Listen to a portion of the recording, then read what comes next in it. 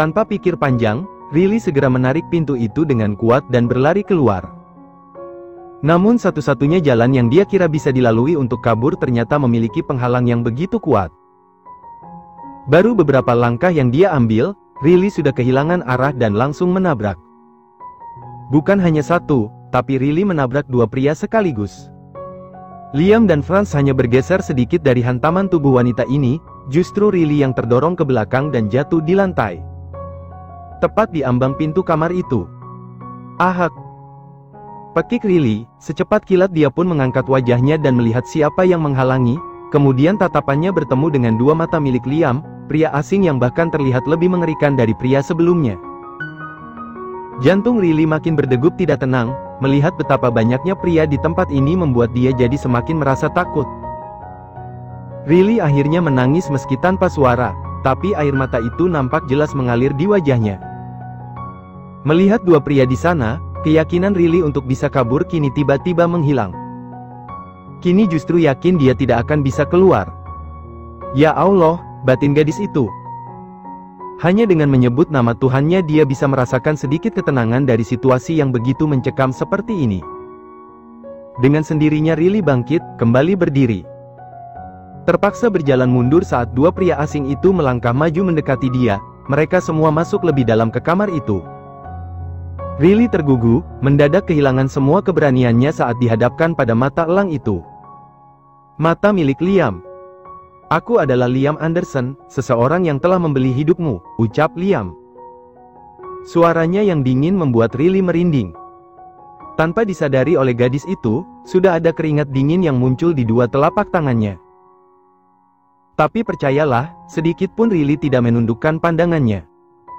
Dia membalas tatapan tajam itu meski dengan ketua mata yang nampak goyah.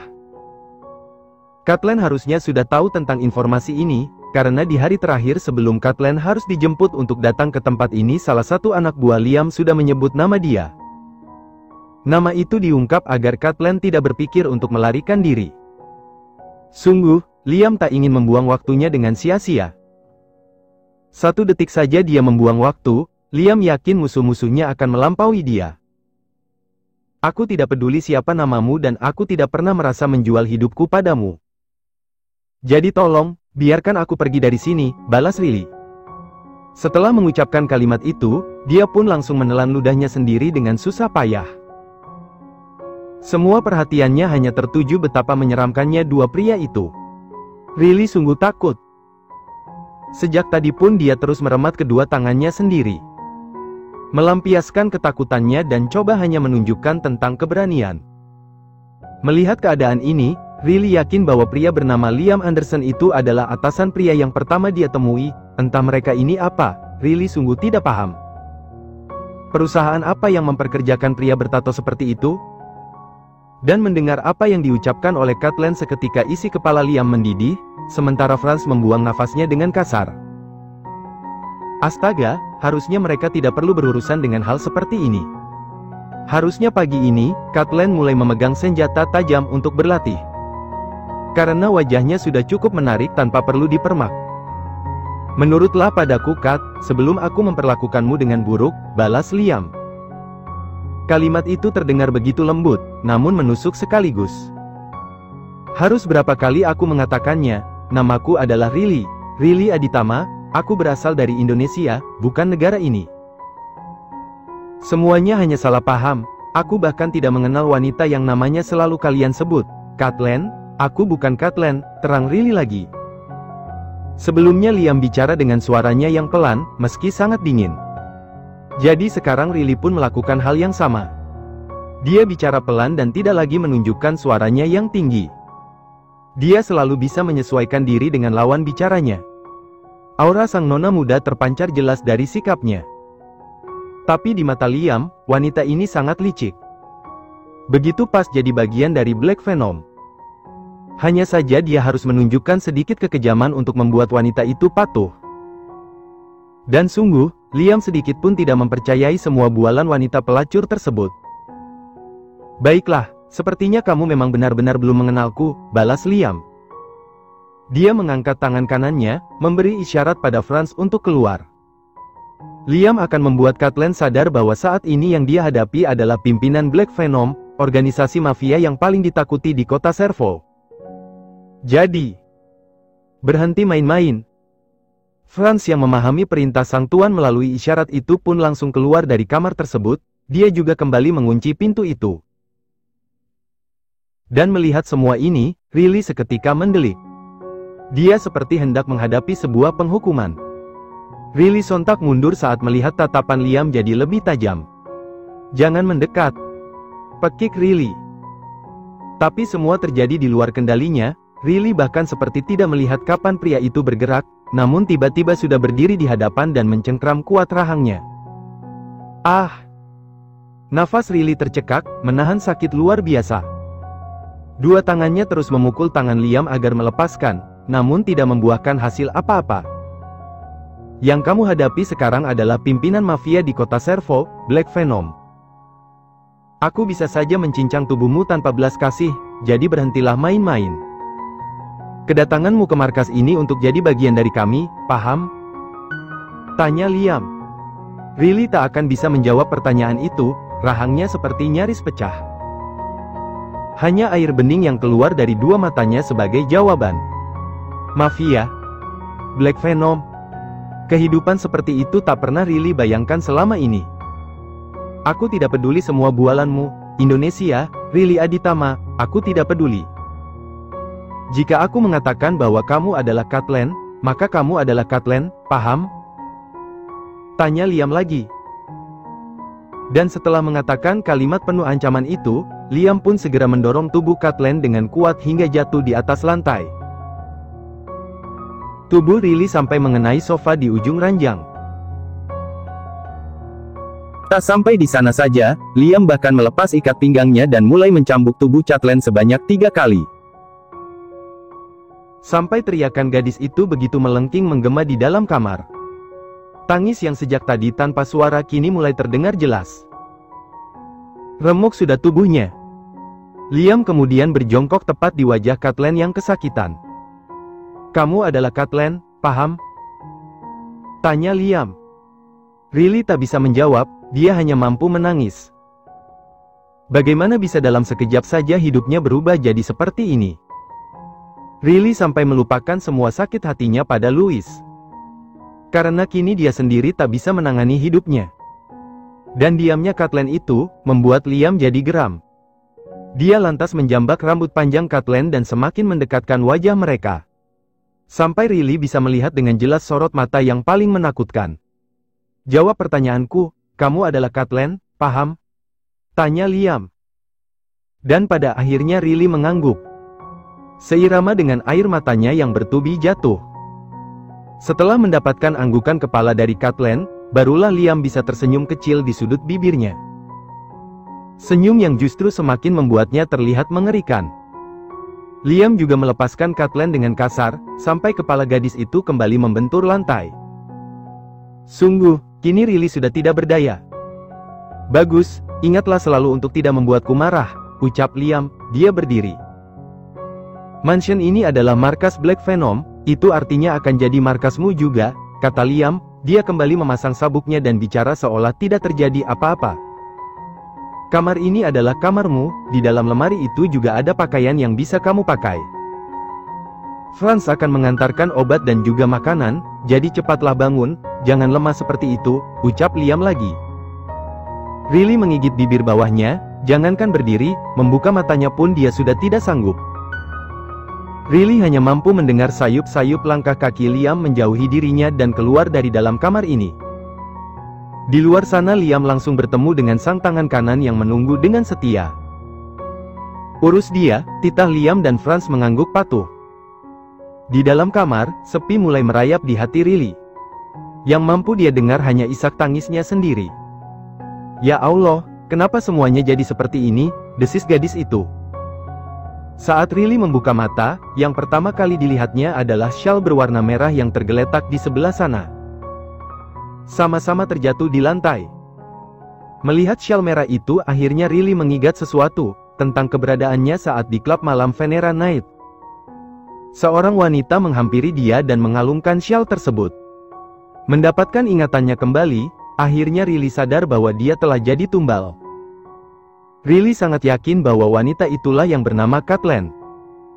Sementara syal berwarna merah itu adalah tanda pengenalnya.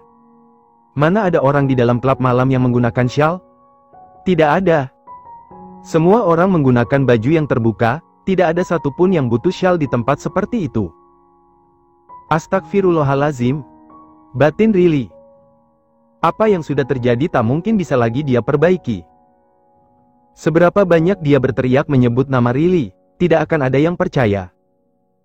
Syal merah itu membuatnya jadi Catelyn.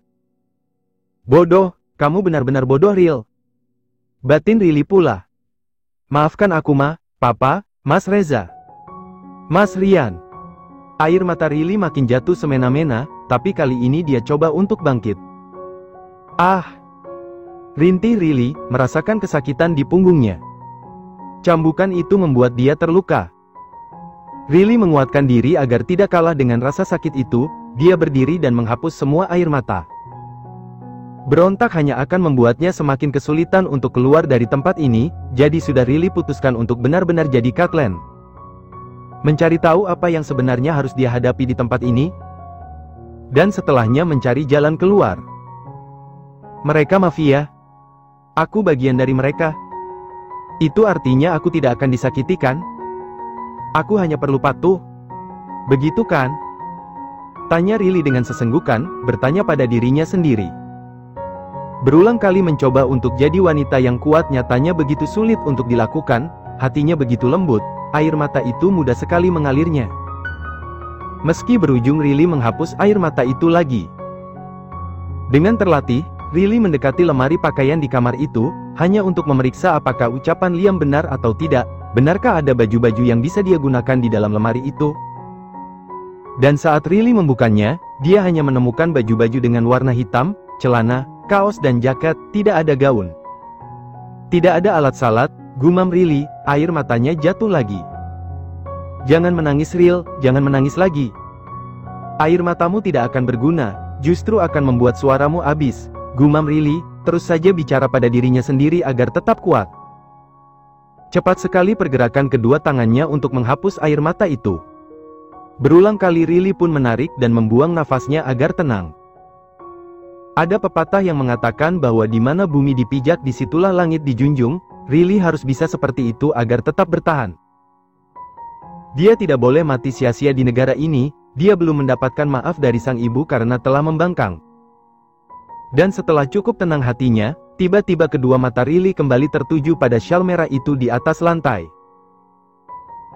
Benda yang beberapa saat lalu begitu dia benci namun sekarang dia tatap dengan tatapan yang berbeda. Syal itu tentu bisa dia gunakan sebagai hijab ketika salat. Ya Allah! Batin Riley. Dia memang tidak pernah bisa menebak apa yang sedang direncanakan oleh Sang Tuhan kepadanya. Satu-satunya hal yang bisa Riley lakukan adalah menjalani. Berperan sebaik mungkin untuk hidupnya. Jadi meski masih ada kebencian di dalam hatinya pada syal merah itu, namun Riley tetap berjalan mendekati. Meski merintih kesakitan namun dia mengambil syal merah itu, lalu menyimpannya di dalam lemari. Saat lemari itu tertutup, bertepatan pula dengan pintu kamar ini yang terbuka. Dilihat oleh Riley pria pertama yang dia temui datang ke sini. Membawa sebuah nampan berisi makanan dan obat oles. Franz meletakkan nampan itu di atas meja. Aku Franz, makanlah ini, lalu obati lukamu itu dan ganti bajulah. Setelahnya aku akan memperkenalkanmu pada yang lain, ucap Franz, wajahnya nampak datar ketika mengucapkan kalimat itu. Sementara Riley hanya diam, menatap dengan sorot matanya yang dingin. Hingga akhirnya Franz kembali bicara. Butuh bantuan untuk mengobati luka cambukmu? Tanya Franz, pikirnya tak akan masalah wanita itu menunjukkan tubuhnya, toh selama ini dia sudah tidak punya harga diri. Jaga bicaramu. Aku bisa melakukan sendiri. Tegas Riley. Dan mendengar bantahan itu, Franz terkekeh. Sikap sok suci seperti itu tak pantas dimiliki oleh seorang pelacur. Ya, sepertinya kamu lupa jika selama ini kamu adalah seorang pelacur, balas Franz. Kini dia bahkan bukan hanya terkekeh, tapi tertawa cukup kuat. Sementara Riley makin terdiam, julukan hina itu terasa begitu menyakitkan untuk dia dengar. Namun kemudian Riley sadar, kalimat itu ditujukan untuk Catelyn, bukan dia. Meski aku pelacur, jangan pernah sekalipun menatap hina padaku, balas Riley. Sorot matanya yang tajam membuat tawa Franz jadi mereda. Inilah hal yang membuat Liam cukup tertarik pada wanita itu. Catelyn adalah seseorang yang tepat untuk bergabung dengan Black Venom. Dia memiliki sikap lembut sebagai penggoda dan sikap kejam sebagai pembunuh. Begitu sempurna. Alasan itu pula lah yang membuat Liam menutup telinga saat Catelyn berulah dan mengakui bahwa dia Riley. Liam sudah menginginkan wanita itu, jadi tak akan ada pilihan lain, maka Catelyn akan tetap ada di sini. Habiskan makanan ini, 1 jam lagi aku akan menjemputmu, ucap Franz, tidak menanggapi ucapan Catelyn sebelumnya, dia pilih untuk segera pergi saja. Ingat untuk tidak membuang-buang waktu. Dan kali ini saat Franz keluar, pria itu tidak mengunci pintu kamar, bahkan pintu itu dibiarkan terbuka begitu saja.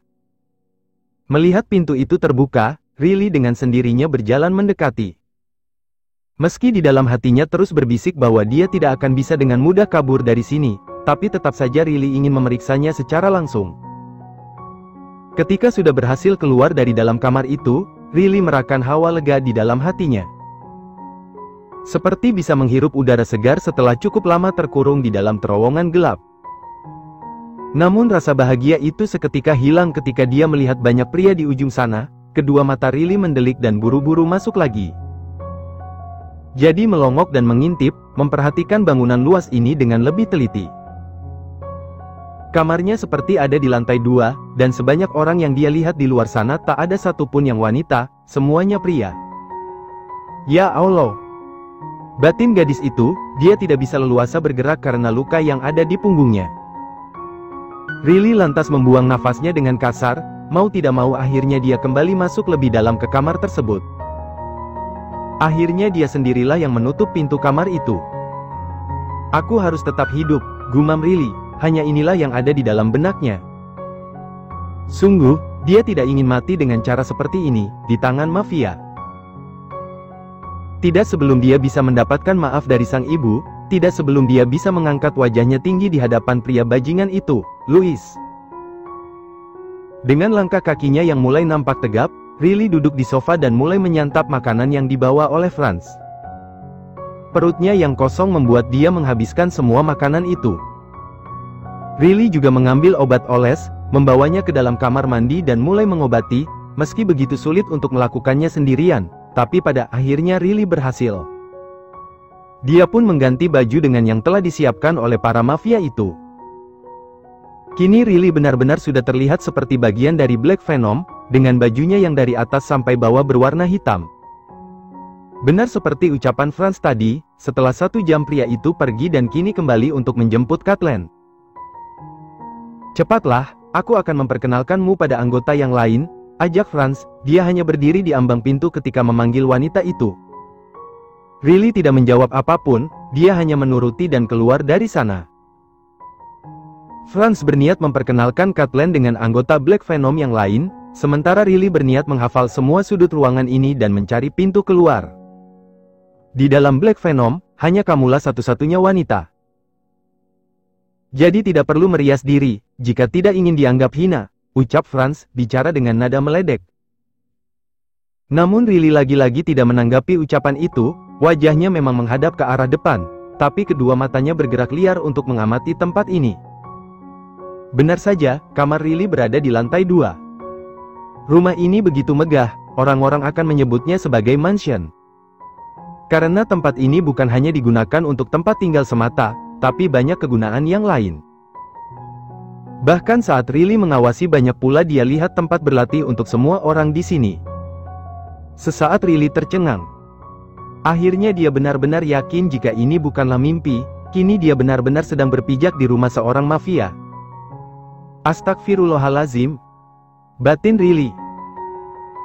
Mulai menyusun strategi pula untuk jadi penjilat, bersikap baik pada semua orang agar tetap aman saat berada di sini. Tenang Riley, tenang. Sekitar 30 orang pria sudah berkumpul di aula lantai 1 dan Riley adalah satu-satunya wanita di sana. Dia adalah Catelyn, anggota Black Venom yang baru, terang Franz. Semua orang bertepuk tangan, senang juga karena pada akhirnya di dalam mansion ini ada seorang wanita. Riley seketika merinding, namun dia tersenyum. "Salam kenal, namaku Catelyn," ucap Riley. Senyum itu masih ada saja sampai membuat Liam di ujung sana menatapnya dengan tatapan yang intens.